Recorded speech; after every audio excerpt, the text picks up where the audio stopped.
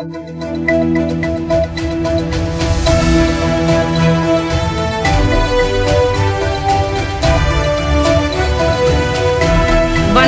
சக்தி சேனலின் புதுவையின் இன்றைய நிகழ்வுகள்.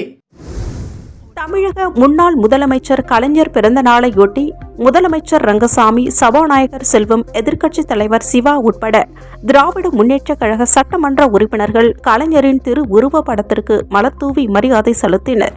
புதுச்சேரி அரசு செய்தி மற்றும் விளம்பரத்துறை சார்பில் தமிழக முன்னாள் முதலமைச்சர் கலைஞரின் பிறந்தநாள் விழா கொண்டாடப்பட்டது. இதனையொட்டி சட்டப்பேரவை வளாகத்தில் அலங்கரிக்கப்பட்டிருந்த கலைஞரின் திரு உருவ படத்திற்கு அரசு சார்பில் முதலமைச்சர் ரங்கசாமி, சபாநாயகர் செல்வம், அமைச்சர் லட்சுமி நாராயணன், எதிர்க்கட்சித் தலைவர் சிவா, சட்டமன்ற உறுப்பினர்கள் AKD ஆறுமுகம், KSP ரமேஷ், பாஸ்கர் என்கின்ற தட்சிணாமூர்த்தி மற்றும் திராவிட முன்னேற்றக் கழக சட்டமன்ற உறுப்பினர்கள் மலர் தூவி மரியாதை செலுத்தினார்கள். அதைத் தொடர்ந்து புதுச்சேரி திராவிட முன்னேற்றக் கழகம் சார்பில் கலைஞர் பிறந்தநாள் விழா அண்ணா சதுக்கம் அருகே கொண்டாடப்பட்டது. அங்கு அலங்கரிக்கப்பட்டு வைக்கப்பட்டிருந்த கலைஞரின் திரு உருவச் சிலைக்கு திராவிட முன்னேற்றக் கழக அமைப்பாளரும் எதிர்க்கட்சித் தலைவருமான சிவா தலைமையில் அவைத்தலைவர் SB சிவக்குமார் முன்னிலையில் திராவிட முன்னேற்றக் கழக சட்டமன்ற உறுப்பினர்கள் அனிபால் கென்னடி, சம்பத், செந்தில்குமார் உட்பட திராவிட முன்னேற்றக் கழக நிர்வாகிகள் மற்றும் தொண்டர்கள் மலர் தூவி மரியாதை செலுத்தினர். மேலும் புதுச்சேரியில் உள்ள 23 தொகுதிகளிலும் கலைஞர் பிறந்தநாள் விழா பல்வேறு நலத்திட்ட உதவிகள் வழங்கி வெகு விமர்சையாக கொண்டாடப்பட்டது. புதுச்சேரியில் நாடாளுமன்ற தேர்தல் வாக்கு எண்ணிக்கை நாளை நடைபெற உள்ள நிலையில் வாக்கு எண்ணும் 5 மையங்களில் 3 அடுக்கு காவல்துறையினர் பாதுகாப்பு போடப்பட்டுள்ளது. புதுச்சேரியில் கடந்த ஏப்ரல் 19ஆம் தேதி மக்களவை தேர்தலுக்கான வாக்குப்பதிவு நடைபெற்றது. மொத்த வாக்காளர்கள் 10,23,699, வாக்களித்தவர்கள் 8,04,277. வாக்குப்பதிவு 78.54%. இந்த வாக்குகள் எண்ண 5 மையங்கள் அமைக்கப்பட்டுள்ளன. புதுச்சேரி லாஸ்பேட்டையில் உள்ள மகளிர் பொறியியல் கல்லூரி, மோதிலால் நேரு பாலிடெக்னிக் ஆகிய 2 இடங்களில் நடைபெறுகிறது.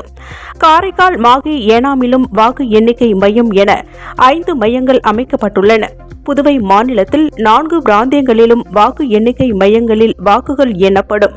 3 சுற்றுகளாக வாக்குகள் எண்ணப்படும். முதல் சுற்றில் 12 தொகுதி வாக்குகள் எண்ணப்படும். 2ஆம் சுற்றில் 10 தொகுதிகளின் வாக்குகள் எண்ணப்படும். 3ஆம் சுற்றில் 8 தொகுதிகளின் வாக்குகள் எண்ணப்படும். வாக்கு எண்ணும் மையங்களுக்கு முகவர்கள் அடையாள அட்டையுடன் வர வேண்டும். அடையாள அட்டை இல்லாதவர்கள் அனுமதிக்கப்பட மாட்டார்கள். 3 அடுக்கு பாதுகாப்பு போடப்படும். வாக்கு எண்ணிக்கை வீடியோ கேமரா மூலம் பதிவு செய்யப்படும். காலை 8 மணிக்கு வாக்கு எண்ணிக்கை தொடங்கும். முதலில் தபால் வாக்குகள் எண்ணப்படும். முகவர்கள் காலை 7 மணிக்கு வாக்கு எண்ணிக்கை மையத்திற்கு வர வேண்டும். காலை 6:30 மணிக்கு இயந்திரங்கள் வைக்கப்பட்டுள்ள அறையில் இருந்து முகவர்கள் முன்னிலையில் வெளியே கொண்டு வரப்படும். வாக்கு எண்ணிக்கை விவரங்களை பொதுமக்களுக்கு தெரிவிக்க வசதி செய்யப்பட்டுள்ளது. அறிவிப்பு பலகையிலும் வாக்கு எண்ணிக்கை விவரங்கள் வெளியிடப்படும். பிற்பகலில் முன்னணி விவரங்கள் தெரியவரும். வாக்கு எண்ணிக்கை முறையாக நிறைவு பெற இரவு 7 மணி ஆகும். இப்பணியில் 1000 அரசு ஊழியர்கள், 800 காவல்துறையினர் ஈடுபட்டுள்ளனர். புதுச்சேரியில் கேற்று மரம் விற்பனை செய்யும் குடும்பத்தினர் மீது NR காங்கிரஸ் பிரமுகர் தூண்டுதலின் பேரில் 15க்கும் மேற்பட்ட கும்பல் தாக்குதல் நடத்தியதுடன் கடையை அடித்து சூறையாடிய சம்பவம் பரபரப்பை ஏற்படுத்தியுள்ளது.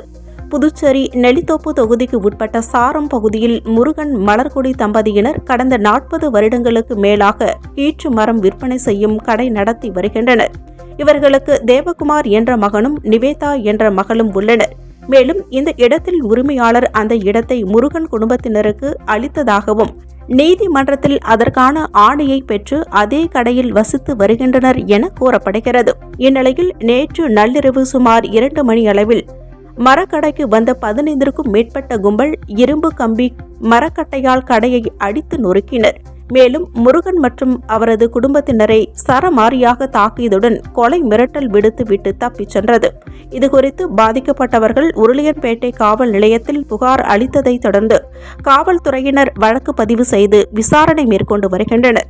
இந்த சம்பவம் குறித்து செய்தியாளர்களிடம் பேசிய குடும்பத்தினர்கள், இடத்திற்காக அனைத்து ஆவணங்களுடன் கடந்த 70 வருடங்களாக நாங்கள் வசித்து வருவதாகவும் சாரம் பகுதியைச் சேர்ந்த என்ஆர் காங்கிரஸ் பிரமுகர் இடத்தை காலி செய்ய சொல்லி ரவுடிகளை அனுப்பி தாக்கியதாகவும் தெரிவித்தனர். மேலும் இதுகுறித்து காவல் நிலையத்தில் புகார் அளித்ததால் அவர்களுக்கு ஆதரவாக புகார் எடுக்காமல் செயல்பட்டதாகவும் குற்றம் சாட்டினர். கடந்த 2 வருடங்களுக்கு முன்பு இதே இடத்தை காலி செய்ய சொல்லி முருகன் குடும்பத்தினரை நில ஆக்கிரமிப்பு கும்பல் தாக்கியது குறிப்பிடத்தக்கது.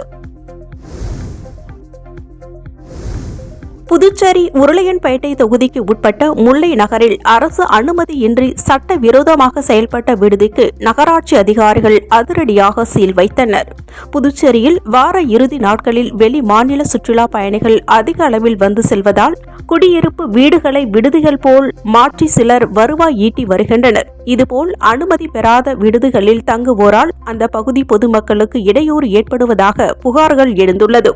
இந்நிலையில் உருளையன்பேட்டை தொகுதிக்கு உட்பட்ட முல்லை நகர் மலர் வீதி பகுதிகளில் உள்ள அடுக்குமாடி குடியிருப்பில் குறிப்பிட்ட வீடுகளை அரசின் அனுமதி பெறாமல் விடுதியாக மாற்றி வாடகைக்கு விட்டுள்ளனர்.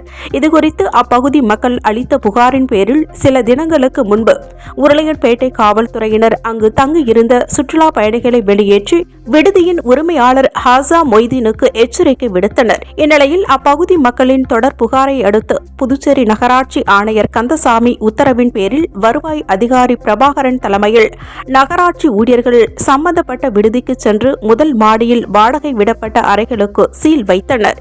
மேலும் நகராட்சியின் அனுமதியின்றி விடுதிகள் செயல்பட்டால் கடுமையான நடவடிக்கை எடுக்கப்படும் என எச்சரிக்கை விடுத்தனர். புதுச்சேரியில் பார்சல் சர்வீஸ் மூலம் போதைப் பொருட்கள் கொண்டு வரப்பட்டதாக வந்த தகவலை தொடர்ந்து போதைப்பொருள் தடுப்பு பிரிவு காவல்துறையினர் தனியார் பார்சல் குடோனில் திடீர் சோதனையில் ஈடுபட்டதால் பரபரப்பு ஏற்பட்டது. புதுச்சேரியில் போதைப் பொருள் நடமாட்டத்தை தடுப்பதற்காக ஆபரேஷன் திரிசூலம் என்ற அமைப்பை தொடங்கி புதுச்சேரி காவல்துறையினர் பேருந்து நிலையம், ரயில்வே நிலையம் மற்றும் பல்வேறு கடைகளில் அவ்வப்போது சோதனைகளை மேற்கொண்டு கஞ்சா உள்ளிட்ட தடை செய்யப்பட்ட போதைப் பொருட்களை காவல்துறையினர் பறிமுதல் செய்து வருகின்றனர். இந்நிலையில் புதுச்சேரியில் உள்ள பார்சல் நிறுவனத்தின் மூலம் புதுச்சேரியில் கஞ்சா உள்ளிட்ட போதைப் பொருட்கள் கொண்டு வரப்படுவதாக காவல்துறையினருக்கு ரகசிய தகவல் வந்தது. இதனையடுத்து போதைப்பொருள் தடுப்பு பிரிவு இன்ஸ்பெக்டர் தனசேகரன் தலைமையிலான காவல்துறையினர் மோப்பனாய் பைரவா உதவியுடன் 100 அடி சாலையில் உள்ள தனியார் பார்சல் சர்வீஸ் குடோனில் அதிரடி சோதனையில் ஈடுபட்டனர். அப்பொழுது வாடிக்கையாளர்கள் பதிவு செய்த பார்சல்களையும் டெலிவரி செய்ய வைக்கப்பட்டிருந்த பார்சல்களையும் ஒவ்வொன்றாக சோதனை மேற்கொண்டனர். மேலும் சந்தேகத்திற்கு இடமாக பார்சல்கள் வந்தால் உடனடியாக காவல் நிலையத்திற்கு தகவல் தெரிவிக்க வேண்டும் என்றும் ஊழியர்களிடம் அறிவுறுத்தினர்.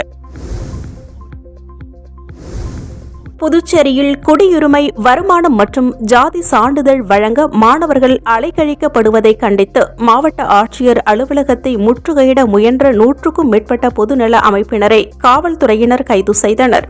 புதுச்சேரியில் உயர்நிலை பள்ளிகள் மற்றும் கல்லூரிகளில் சேர உள்ள மாணவர்களுக்கு குடியிருப்பு, வருமானம் மற்றும் ஜாதி சான்றிதழ் வழங்க புதுச்சேரி மாநிலம் முழுவதும் பல்வேறு இடங்களில் சிறப்பு முகாம் அமைக்கப்பட்டது. ஆனால் வழக்கம்போல் மாணவர்களுக்கு சான்றிதழ் வழங்க வருவாய்த்துறை அதிகாரிகள் அலைக்கழித்ததாக பல்வேறு தரப்பினரும் குற்றம் சாட்டி வருகின்றனர். மேலும் சில அதிகாரிகள் லஞ்சம் கேட்பதாகவும் புகார் எழுந்துள்ளது. இந்நிலையில் இதனை கண்டித்து மாவட்ட ஆட்சியர் அலுவலகத்தை முற்றுகையிட போராட்டம் நடைபெறும் என திராவிடர் விடுதலை கழகம் அறிவித்திருந்தது. அதன்படி திராவிட விடுதலை கழகத்தின் புதுச்சேரி தலைவர் லோகு ஐயப்பன் தலைமையில் பொதுநல அமைப்பினர் மாவட்ட ஆட்சியர் அலுவலகத்தை முற்றுகையிட விவிபி நகர் நுழைவு அருகில் இருந்து ஊர்வலமாக சென்றனர். அப்பொழுது அவர்களை காவல்துறையினர் தடுத்து நிறுத்தியதால் அவர்கள் போராட்டத்தில் ஈடுபட்டனர். இதனால் அப்பகுதியில் போக்குவரத்து பாதிக்கப்பட்டது. போராட்டத்தில் ஈடுபட்டவர்களிடம் காவல்துறையினர் பேச்சுவார்த்தை நடத்தினர். அதை ஏற்காமல் தொடர்ந்து அவர்கள் போராட்டத்தில் ஈடுபட்டதால் சுமார் 100க்கும் மேற்பட்ட பொதுநல அமைப்பினரை காவல்துறையினர் கைது செய்தனர். இதனால் அப்பகுதியில் சிறிது நேரம் பதட்டமான சூழல் நிலவியது. புதுச்சேரி பாராளுமன்ற தேர்தல் வாக்கு எண்ணும் மையத்திற்கு செல்லும் அதிமுக முகவர்களின் ஆலோசனைக் கூட்டம் மாநில செயலாளர் அன்பழகன் தலைமையில் நடைபெற்றது. புதுச்சேரி பாராளுமன்ற தேர்தல் வாக்கு எண்ணும் மையத்திற்கு செல்லும் அதிமுக முகவர்களின் ஆலோசனைக் கூட்டம் மாநில செயலாளர் அன்பழகன் தலைமையில் உப்பளம் தலைமை அலுவலகத்தில் நடைபெற்றது. இந்த ஆலோசனைக் கூட்டத்தில் அதிமுக மாநில செயலாளர் அன்பழகன் வாக்கு எண்ணும் மையங்களில் முகவர்கள் எவ்வாறு நடந்து கொள்ள வேண்டும் என்பது குறித்து ஆலோசனைகளை இனிப்புகளை வழங்கினர். அதைத் தொடர்ந்து வாக்கு எண்ணும் மையங்களுக்கு செல்லும் முகவர்களுக்கான அடையாள அட்டையினை வழங்கினர். நிகழ்ச்சியின் பொழுது மாநில அவைத்தலைவர் அன்பானந்தம், மாநில பொருளாளர் ரவி பாண்டுரங்கன், மாநில துணை செயலாளர் நாகமணி, புதுச்சேரி நகர செயலாளர் அன்பழகன் உடையார் ஆகியோர் உடனிருந்தனர். நெட்டப்பாக்கம் தொகுதியில் முத்தமிழ் அறிஞர் கலைஞர் கருணாநிதியின் 101வது பிறந்த நாளை திராவிட முன்னேற்றக் கழகத்தினர் இனிப்புகள் வழங்கி கொண்டாடினர். முத்தமிழ் அறிஞர் டாக்டர் கலைஞர் கருணாநிதியின் 101வது பிறந்தநாள் விழா நெட்டப்பாக்கம் தொகுதியில் சிறப்பாக கொண்டாடப்பட்டது. முன்னதாக மடுகரையில் மாநில நெசவாளர் அணி துணை அமைப்பாளர் வேலாயுதம் தலைமையில் கிளை செயலாளர்கள் இளங்கோ, கிருஷ்ணமூர்த்தி, விஜயகுமார் மற்றும் உதயநிதி உள்ளிட்டோர் தலைமையில் பிறந்தநாள் விழா இனிப்புகள் வழங்கி கொண்டாடப்பட்டது. அதைத் தொடர்ந்து நெட்டப்பாக்கம் மும்முனை சந்திப்பில் தொகுதி துணை செயலாளர் மோகன்குமார் மற்றும் அவைத்தலைவர் பூபதி உட்பட திராவிட முன்னேற்றக் கழகத்தினர் ஒன்றிணைந்து கலைஞர் கருணாநிதியின் திரு உருவ படத்திற்கு மாலை அணிவித்து மரியாதை செலுத்தினர். பின்னர் பொதுமக்களுக்கு இனிப்புகள் வழங்கப்பட்டது. இந்நிகழ்ச்சியில் கழக நிர்வாகிகள், தொண்டர்கள் என அனைவரும் கலந்து கொண்டனர்.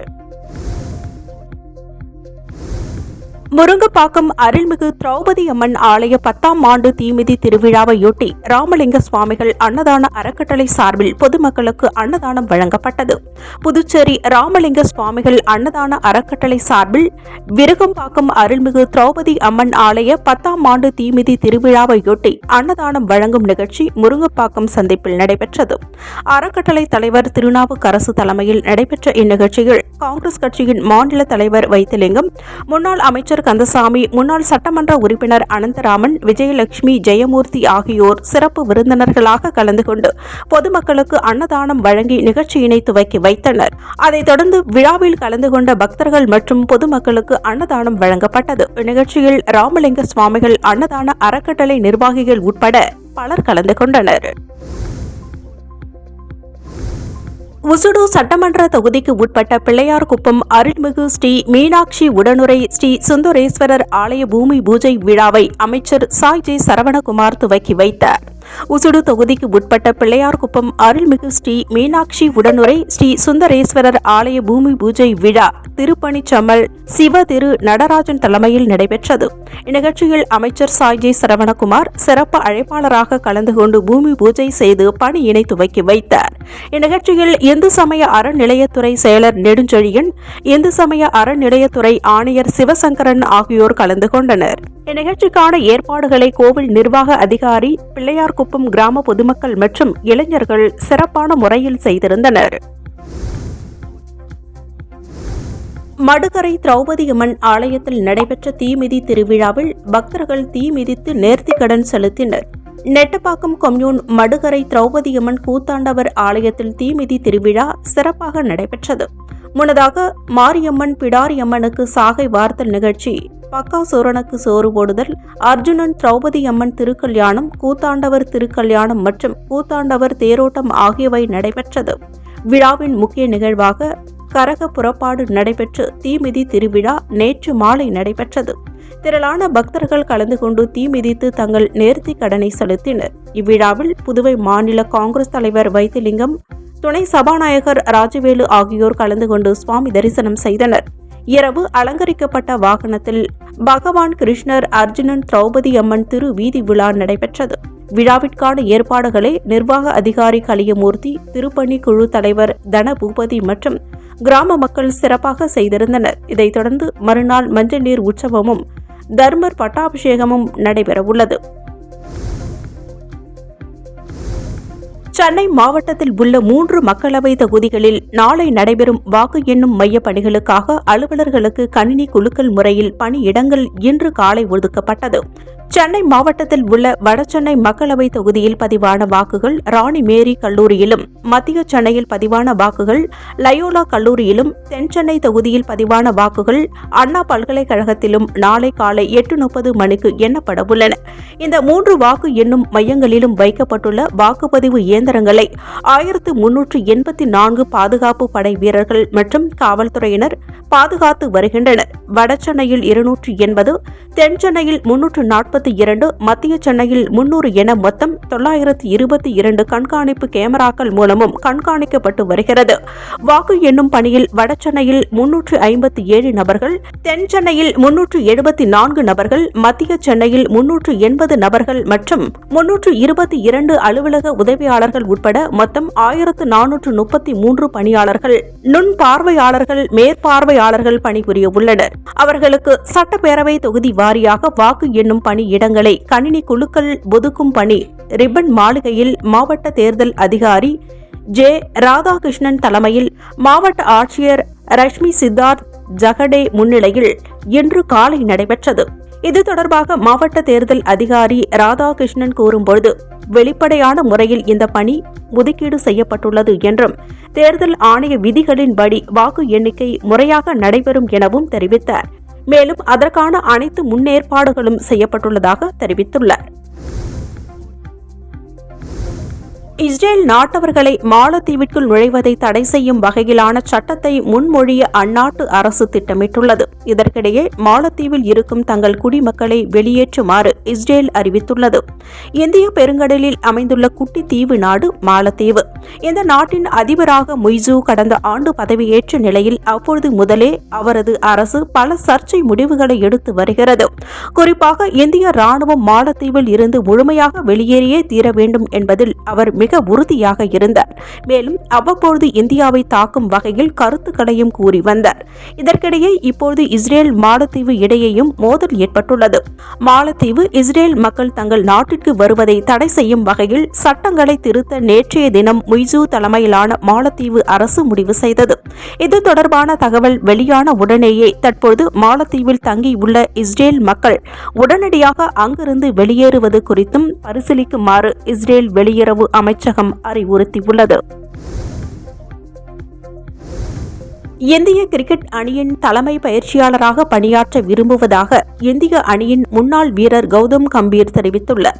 அடுத்த பயிற்சியாளருக்கான ரேஸில் கம்பீரின் பெயர் முன்னிலையில் இருப்பதாக சொல்லப்பட்டு வரும் சூழ்நிலையில் அவரே வெளிப்படையாக இதனை தெரிவித்துள்ளார். இந்திய அணியின் அடுத்த தலைமை பயிற்சியாளருக்கான தேடலை தொடங்கியுள்ளது இந்திய கிரிக்கெட் கட்டுப்பாட்டு வாரியம்.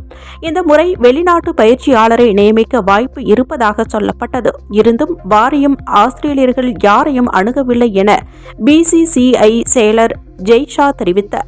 இந்த சூழ்நிலையில் அபுதாபியில் நடைபெற்ற நிகழ்வு ஒன்றில் கம்பீர் பங்கேற்றார். அப்பொழுது அவர் கூறியதாவது, இந்திய அணியின் தலைமை பயிற்சியாளராக பணியாற்ற தான் விரும்புவதாகவும் தேசிய அணிக்கு பயிற்சி அளிப்பதை காட்டிலும் வேறெதுவும் சிறந்த கௌரவம் இருக்காது என்றும் தெரிவித்துள்ளார். மேலும் 140 கோடி மக்களின் பிரதிநிதியாக இயங்க வேண்டியிருக்கும். இந்தியா உலக கோப்பை வெல்லும், அதற்கு அச்சமின்றி இருக்க வேண்டும் என அவர் தெரிவித்துள்ளார். இத்துடன் சக்தி சேனலின் புதுவையின் இன்றைய நிகழ்வுகள் முடிவடைகின்றன. வணக்கம். உங்கள் சக்தி சேனலின் புதுவையின் அன்றாட நிகழ்வுகளை உடனுக்குடன் தெரிந்து கொள்ள சக்தி சேனல் புதுச்சேரி யூடியூப் சேனலை சப்ஸ்கிரைப் செய்து கொள்ளுங்கள். மறக்காமல் பெல் பட்டனையும் கிளிக் பண்ணுங்க, ஷேர் பண்ணுங்க, லைக் பண்ணுங்க. உங்கள் சக்தி சேனல்.